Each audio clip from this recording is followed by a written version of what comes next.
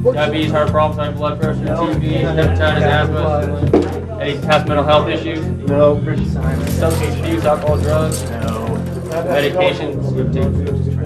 This is what awaits anyone who has been arrested and is booked into Seattle's King County jail system.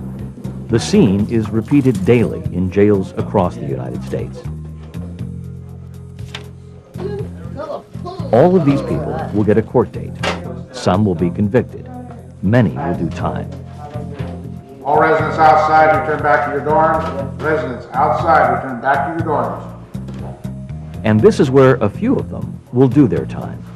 The North Rehabilitation Facility, NRF, part of the King County jail system. But the time these inmates are doing is unlike anything in any other jail in the United States.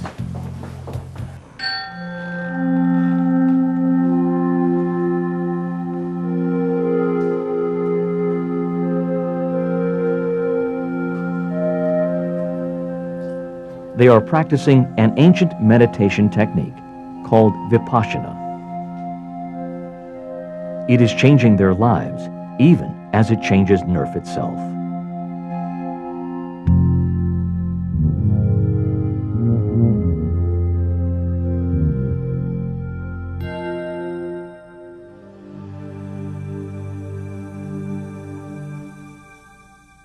Vipassana is a word from the ancient Indian language, Pali. It means to see things as they really are. Vipassana dates back more than 2,500 years, yet its relevance and value to modern society is undiminished. Through its practice, people from all walks of life and backgrounds work to transform their lives.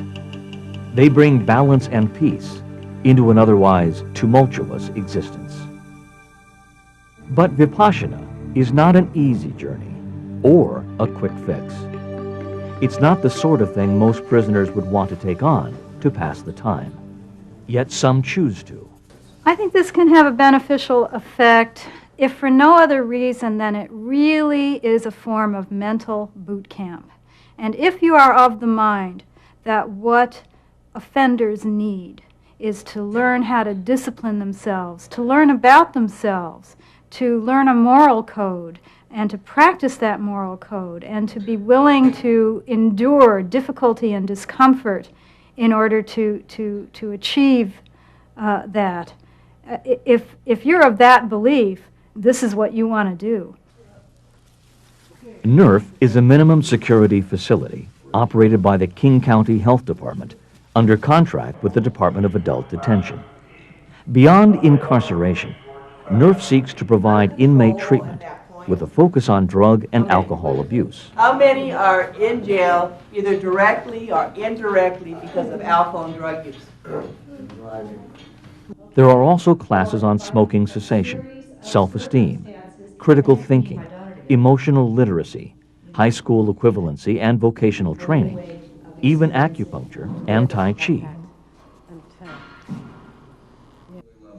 Inmates here are called residents, and they enjoy many personal privileges not granted in other jail facilities. There are no cells, no walls, no guns, no lockups. Many King County inmates think the time spent here will be easy time, but facility administrator Lucia Major and her staff have something else in mind. Okay. We try to keep every resident here occupied with some meaningful activity. Now, there's always those who can just do the minimum. But after they've been here for a while, we're going to start to pressure them to get involved, either in work and vocational activities or treatment activities or both. And typically they do. I've participated in family groups and in parenting class, and the NA class, and AA class, and critical thinking, and acupuncture. I almost did almost all of them. And I've already tried to go to treatment 2 times, but, I never completed it. I always left, and now this time, I'm taking more advantage of it and learning a lot more about myself. It's no secret that the public, and even many professionals, have lost enthusiasm for rehabilitation and treatment programs. Recidivism seems to continue unabated. The revolving door syndrome is discouraging to everyone, staff and resident alike. Yet Lucia and her staff, with the support of King County Health and Corrections officials, continue to institute programs that can help residents turn their lives around. Attention all residents, need the door monitors. Dean McGuire is head of security at NERF, a veteran with 20-plus years as a corrections officer. If anyone harbors few illusions about the likelihood of change in this population, it's Dean. If you want people to change themselves, if you want inmates to stop being inmates and to become productive citizens, I believe that the residents, inmates have to, it's on them. And what we can do is provide a way for them to look at themselves, to look at their cravings, and to try to change what's wrong. NERF is a direct supervision facility with security personnel right there with the residents to monitor behavior and activity on a continuous basis. Jones. Count on everybody coming in through the west hallway. Lane Moore has been a staff security officer at NERF for 11 years. She has watched the treatment program evolve at NERF. I always felt that even though we have a great program and we have Tai Chi and we have anger management and all of these classes, self-esteem, which is all good, I always felt that there was something missing here, and which was looking at the spiritual side of a person. And several times I asked a counselor, why do we not have a meditation class here? So when you go outside, are you working outside here? Lane wasn't the only one asking these questions. Ben Turner is a family nurse practitioner for King County's Corrections and has been working with the inmates at NERF for over 5 years. He is also a longtime practitioner of vipassana meditation. It was on his return from a long course in India that he first proposed to Lucia the idea of a vipassana course at NERF for residents. This is an amazing facility, and that Lucia herself understands that people can change, understands that's the real reason that they come here. You know, that they don't come here just to be kept away from society and hang out and talk. You know, they come here to change. And so she was very interested in this technique. He came one day and we had a meeting with he and Rick Crutcher. And so they said, well, now what about this? Would you like to do a meditation course here? And I said, oh, that's nice. Everybody will get relaxed and happy, and that'll be a good thing. And they both kind of laughed at me and said, well, it's a little more complicated than that. And then they started to sort of feed it to me in little bits, you know, little digestible bits. They said, well, it's actually a 10-day course. I said, well, gee, okay, so we're talking about a smaller group. Oh, yes, and it's total silence, and it's 24 hours a day. And I'm thinking, oh, my, well, oh, okay, well, we might be able to set something up, make some accommodation for that. And would have to have, of course, the teacher and the program manager and so on, you know, stay there. Now I'm starting to get really concerned for security reasons, and so I thought, well, okay, I said, we can at least have a discussion about it.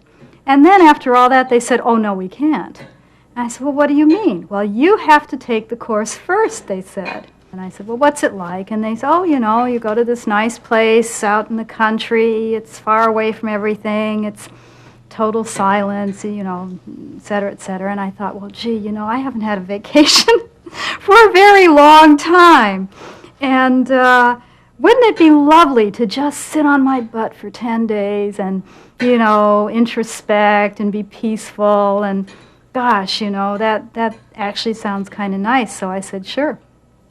And after quite a few delays, I actually took the course and learned that it was much more than sitting on my ass for 10 days introspecting, that it was in some ways an ordeal, a very deep and difficult journey. And when I came out of it, I was so grateful. And just coming right out of it, I was meeting already with Rick and Ben about making it happen here. Typically, retreats are held at one of the more than 45 Vipassana centers worldwide. Of paramount importance during a course is strict silence, called noble silence, when maintained for the purposes of introspection. On a course, any sources of distraction, books, TV, radio, phones, or mail, are all eliminated. I felt at the time that all the inmates would just drop out, that they would not participate. They would not give up smoking. They would not give up their commissary, their visits, their mail, their television, their telephones, and their talking for 10 days. When I was told that, I said, well, I don't think so. But I said, heck, go ahead, you know. To maintain noble silence and minimize distractions, prisoners on a course need to be housed separately from other non-course inmates. They require their own dormitory, their own vegetarian diet, even their own exercise area. All of this presented a daunting challenge to the NERF staff. The only possible facility was the then-occupied wing of 13 South. We had to engineer a unit that we typically use for office space and counseling rooms and classrooms and records keeping. We had to turn that into a residence. We had to build a soundproof wall with a door. We had to install hot water heaters for the showers, which had not been operated for probably 40 years. We had to create a meditation hall. We had to vacate office space, so counselors and office staff had to move out of their offices so that they could be converted to dormitories and sleeping areas and server areas. Our head cook had to learn a vegetarian menu. It was very moving to me. Every time Rick or one of the other Vipassana volunteers would say, well, can we do this or can we do it this way? I would say, oh gosh, I don't know. I don't know if staff will go along with that, and probably not. And then staff would surprise me by saying, sure, no problem, no problem. So there was something about this event that I think inspired everybody, and they wanted to see it work. Okay, guys, line up on the left-hand side of the wall. As a direct supervision facility, NERF depends on over 20 compulsory head counts a day. In contrast, and potentially conflict, a meditation course relies on minimal distractions and interruptions. How then could a Vipassana course be conducted without compromising security? We had to somehow integrate security right into the program. And fortunately, Ben Turner, who is jail personnel, was able to be the program manager, and with help from our security managers here, he was able to take on a lot of the responsibility for calling in the head counts, and he could also make sure that he's accustomed to observing behaviors and intervening in a timely way before they become a problem. So it became necessary to have that component. We also needed a lot of cooperation from security because it meant that they would have to also monitor periodically what was going on there, which meant leaving the usual perimeter within which they operate and making a special trip over there and understanding what was going on and being of minimal intrusiveness.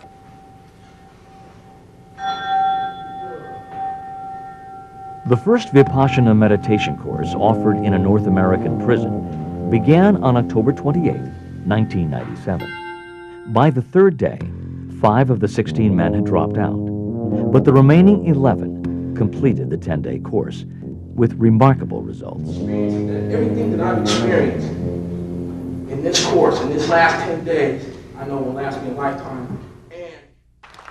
Their experiences were recorded on a home video camera and subsequently shown to the next group of potential course participants. there will be 4 other women coming in who are old students. At their own request, the next course was arranged for women inmates. Despite their interest, some of the women have strong apprehensions. Their concerns range from the spiritual, because I am concerned about it being outside of the realm of God, to the mundane. You have to sit still the whole entire time?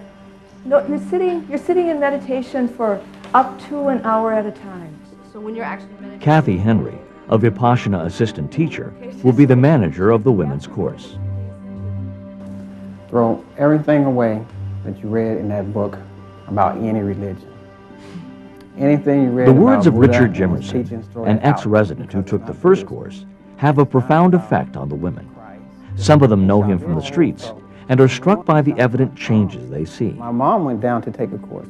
So if my mom went, you know that it's got to have something to it because she works in a Christian church. Fears about conversion to another religion may persist until one actually takes a 10-day Vipassana course and sees for oneself what it is and what it is not.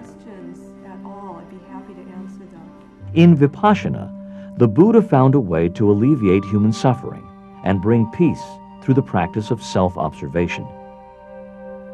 He encouraged others not to take his word on this or to merely believe, but to undertake the practice and experience the results for themselves. I don't think that when people really practice and understand Vipassana meditation, that they find a conflict with their beliefs, philosophical or religious. And that's one reason why these courses are 10-day courses, because each day you learn a little bit more and you practice and you understand. And the theory and the practice goes together. So it's not just dealing with abstract concepts. And in fact, people from so many religions, continue to take courses, continue to practice, and don't find a conflict at all. In the end, 7 women sign up for the 10-day Vipassana course. They have all been in and out of jails, some for most of their adult lives. Their typical crimes are theft, prostitution, shoplifting, drug dealing, and assault. Most of them have an alcohol or drug abuse problem. Most of them have children. Right before I came in, I was in a really bad way. I was a heroin addict and pretty close to death. It was bad. And I was tired of that, and I kicked, and that was hell. And I knew that if I went back out there that I might not make it, very much longer. So I knew that I had to do something. And that's what brought me to the stages of change. And at first I tried to lie, I tried to kid, because I was afraid. I was afraid to uncover things within myself that I've been running from all my life. But they just kept persevering, and finally I just became not submissive, but I surrendered. It was exciting to me to keep finding all these new things about myself. But yet I still had some issues, and I still have some issues that need to be addressed, and they have to be addressed by me and only me. And when I went, I was chosen by the staff to go to the coming out ceremony for the men. And a couple of the men I knew from the streets, and they were what they consider themselves soldiers, And I couldn't believe the change that I had seen from that moment, I knew that I wanted to do this. With some infrastructure already in place, it was much easier for inmates, staff, and Vipassana volunteers to prepare for the women's course. As with any detention facility, security is the priority. The Vipassana volunteers serving the course got a crash course themselves in prison policy from the head of security. These volunteers had very few problems, have caused us very few problems, and as compared to many other folks that have come in the facility, they've been excellent. The thing that convinced us, or that convinced me, that the people who were volunteering to help run the Vipassana program were okay, was not just the fact that they passed their background checks and that they had a long-standing affiliation with the Vipassana community and were upstanding citizens. It was also their single-minded purpose that they had, that it was clear that they were coming here to teach Vipassana, not to have personal relationships with the residents, not to give or get anything outside of the boundaries of Vipassana. Everyone who works on a Vipassana course does so out of a sense of service and generosity. As on any course, they are paid nothing for their efforts. This keeps Vipassana free of commercialism and ensures the purity of spirit in which it is offered. In fact, all Vipassana centers worldwide are run on donations and service from students who have already taken a course. The way that our practice has worked for centuries and continues to is that one way of expressing gratitude for the benefits that we've gained is by helping others, by being able to serve others in a variety of ways. And those ways can be from sweeping the floors to pushing in the food to as being the assistant teacher on a course. The evening before the course begins, the women are brought over to the wing housing the makeshift meditation center. A sense of anticipation radiates among everyone on Earth. She's been here many, many, many times. She has been arrested for theft and prostitution most of the time. A few small drug things in there. She has absolutely no belief in herself or her abilities to be anything other than she is.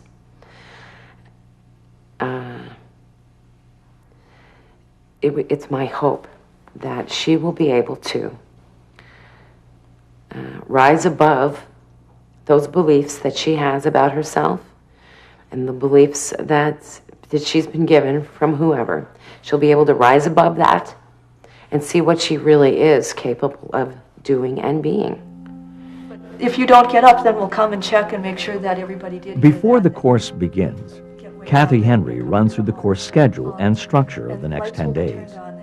The women's day starts at 4 a.m., during which they will meditate for more than 10 hours. They will be taught 2 meditation techniques. First, Anapana, or observation of breath for concentration, and then Vipassana, observation of sensations, revealing the ever-changing nature of body and mind for self-knowledge, leading to self-transformation. There will be time for meals and rest, and a chance to talk with the teacher.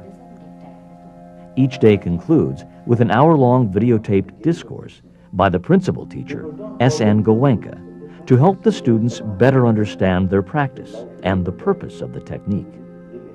By learning to understand themselves better at this level, it helps them to make better decisions, will keep them from acting impulsively. It really gets to the root of the addictions, because while it seems like it's those outside things, whatever it is that we're craving for that's the problem, or the object of the anger that's making us angry, or the outside thing that's causing us to fear, when you meditate and really understand what's going on within yourself, you realize that all of this is coming from within.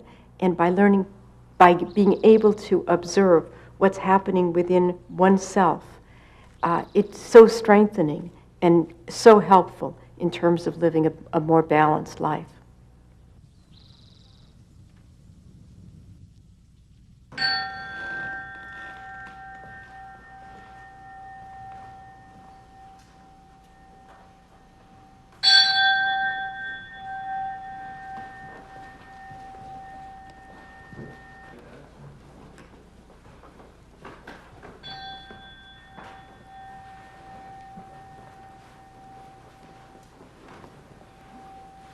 Hour after hour, though they sat together, each woman fought her own separate battle. The course was no less difficult for them than it was for the men. The challenge of remaining detached and balanced, despite the intensity of the experience, at times seemed overwhelming. The meditation program has 3 essential parts. The first is a code of basic moral conduct. For the duration of the 10 days, students vow to abstain from killing, from stealing, from sexual misconduct, from lying, and from using any intoxicants. Next comes the practice of concentration, or mastery over the mind. In Anapana, students observe their own respiration. They work at focusing their attention on the breath as it enters and leaves the nostrils. As students practice the technique, they experience the turbulent and nearly uncontrollable activity of their own mind. Thoughts, memories, emotions, reveries, even songs arise to overwhelm one's attention. Little by little, the student learns to focus their attention and master the wildness of their own mind.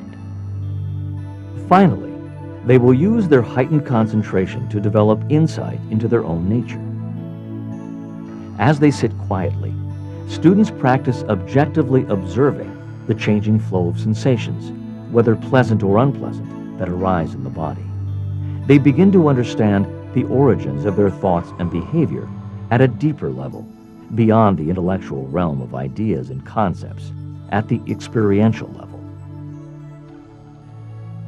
Gradually, they develop detachment toward the compulsive cravings and aversions which control them. This is the beginning of self-knowledge, or wisdom.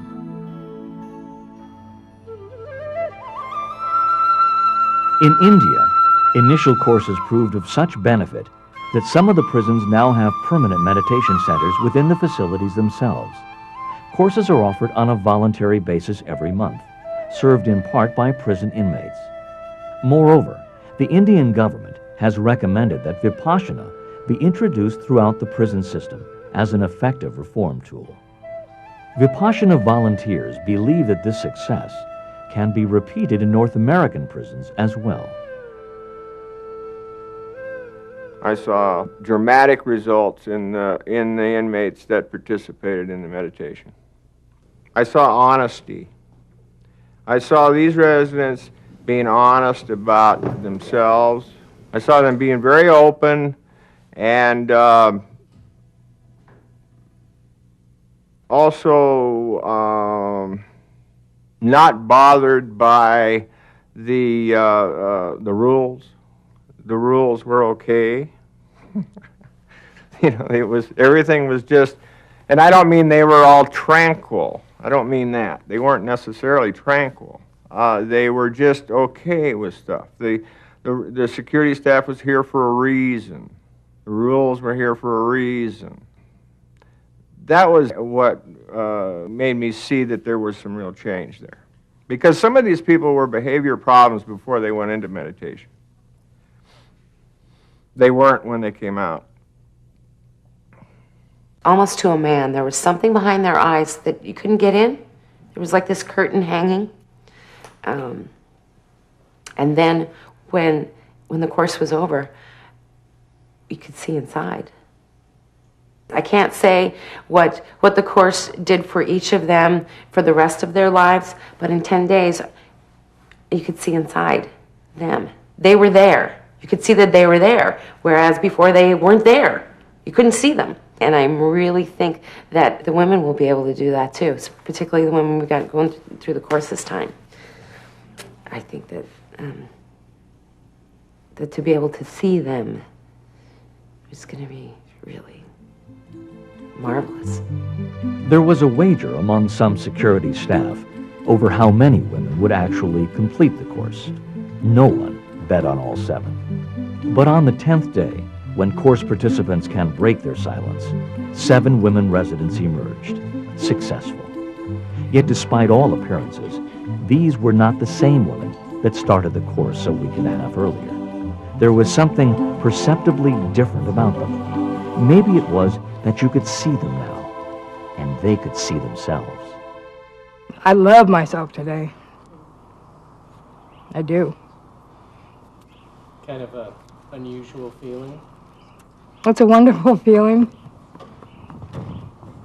And these tears are really tears of happiness. They really are. Because the woman that I was in battle with all my life. And I've learned to love her today. And it feels wonderful. And Vipassana did that for me. And I was really kind of fearful. But the things that came up for me were not the things that I was fearing would come up. Or maybe because of the technique involved, I was able just to really handle it, you know. And it was things that I'd been running from all my life. And it was just right there in my face, and I had to look at it, observe, you know, and let it go. And I've been able to do that. And it really, I mean, there's such a peace and such a weight lifted.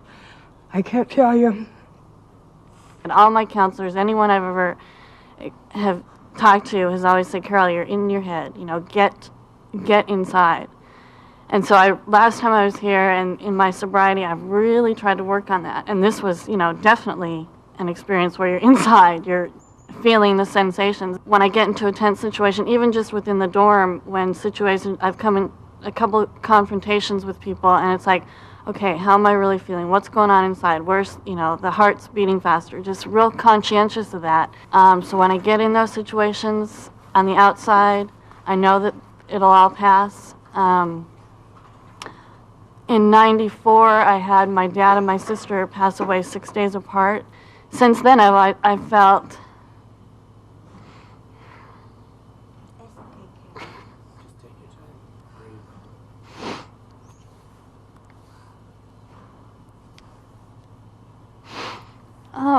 just, there's been a lot of pain, a lot of sadness, a lot of guilt.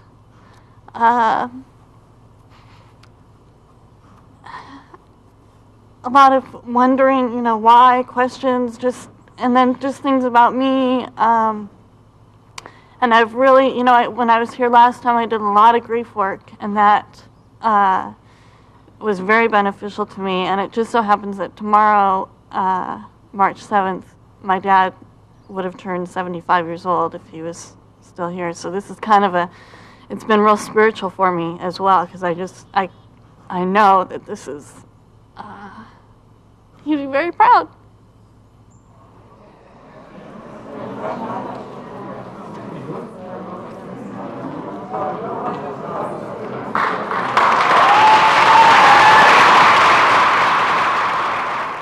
Like the men who took the first course, the women were honored with a graduation ceremony. Friends, family, invited NERF residents, and corrections officials were in the audience to celebrate the women's accomplishment. One day I had got up and I wasn't feeling well, and I went to Kathy and I told her I'm not feeling well, and I said after this hour meditation I want to go back to 17 North now. She looked at me and said, Shalia, well, won't you just give it one more hour? I looked at her like, I said, okay, Kathy, okay. So I gave it one more hour. Then later on, Lucia came, and I grabbed her hand and I said, I can't do it. I just can't do it. And Lucia said, I know how you feel, because during my course, I packed my bags also and was ready to go. And then something stopped me. And she talked me into staying. And right now I'm glad that I did stay and continued the course. I benefited a lot out of it. My choice of drugs was crack cocaine. And during these 10 days, I did not crave for crack cocaine. My name is Velma Waina. I felt overwhelmed, you know, over everything that happened, you know. I mean, I felt so many feelings, negative and positive, and it changed me. It really did. I mean, when I first came to jail, you know, I mean, it was just like any other time that I came to jail, you know. I mean, oh, when this time's over, you know, I can't wait to get back outside, because when I get back outside, I'm going to go back and do the same thing, you know. But before I go on, you know, with more, I want to tell my mom, you know, how grateful I am that she's here with my son and her husband, and I'm really grateful that he brought me into this world, and I'm happy that I'm alive today, you know.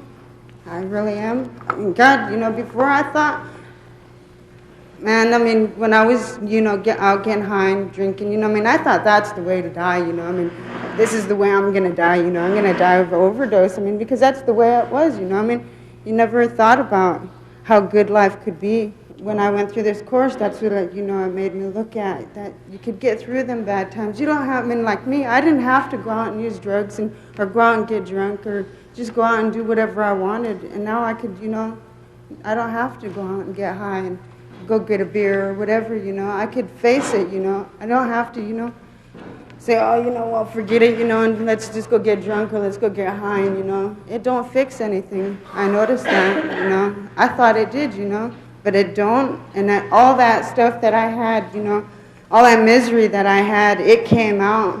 And I felt really, you know, I felt good. I mean, I didn't know I was that miserable, you know. But I was pretty miserable. Let's go right here where the flowers are. Right here, right here.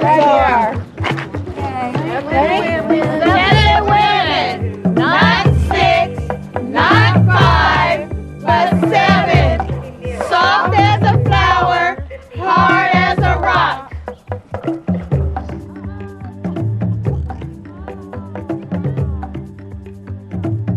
Questions still remain. Have these inmates really changed? Are they finished being inmates? The answer, of course, lies within each individual. Although dramatic changes can and do occur, so can setbacks.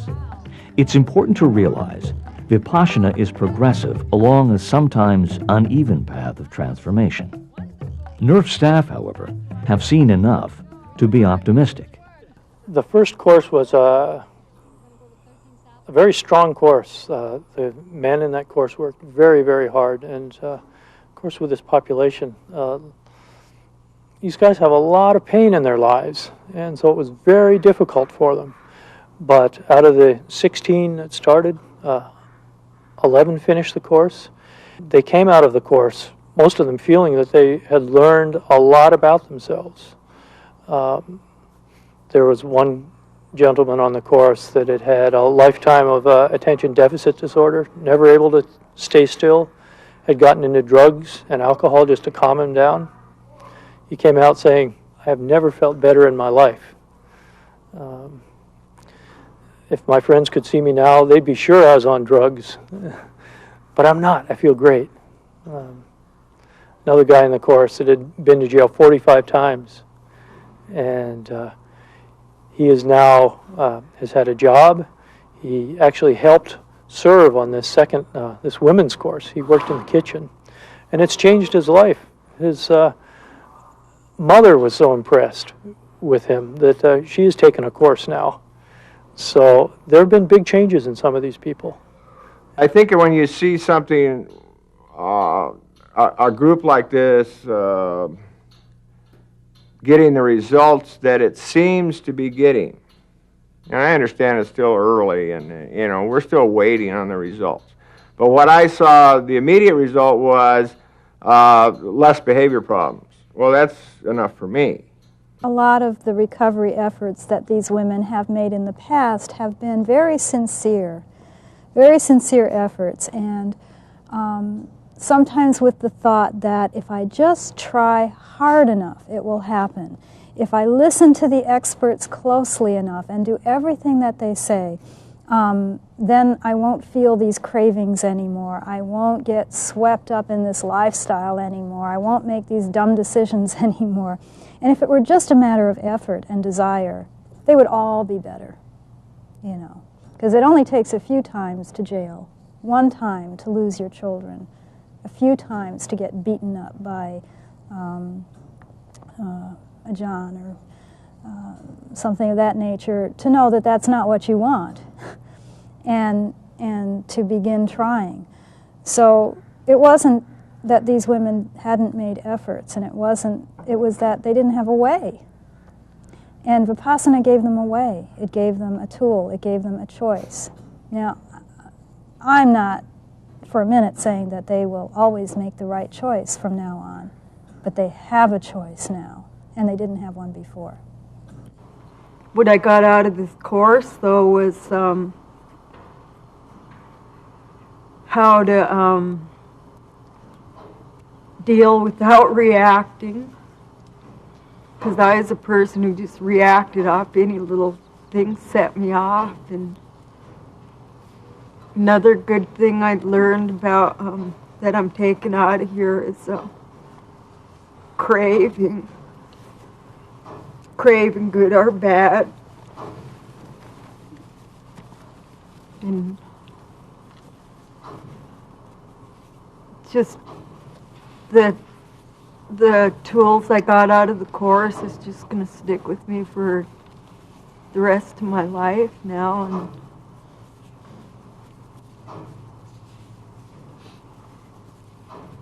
I'm glad I did it.